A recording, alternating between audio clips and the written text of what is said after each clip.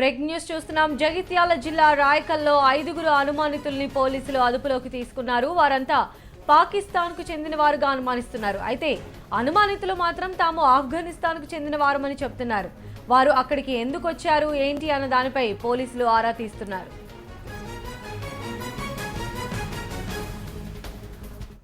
ఇక ఈ విషయానికి సంబంధించి మరిన్ని వివరాలు మా ప్రతినిధి గోపాలకృష్ణ అందిస్తారు. గోపాలకృష్ణ, చెప్పండి.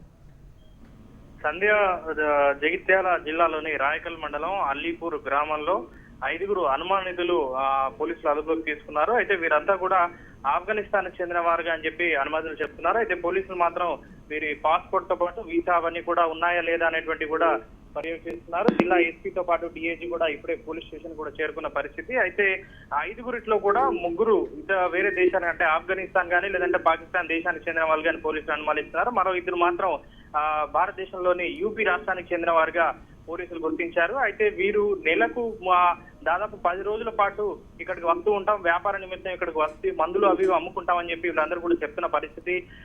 వీళ్ళు ఒక వాహనాన్ని కూడా వాడుతున్నారు. కరీంనగర్ జిల్లా కేంద్రంలో వీళ్ళు ఇల్లు అద్దెకు తీసుకొని కూడా ఉంటున్నట్టుగా వాళ్ళు చెప్తున్న పరిస్థితి ఉంది. సంధ్య. Okay, right Gopalakrishna.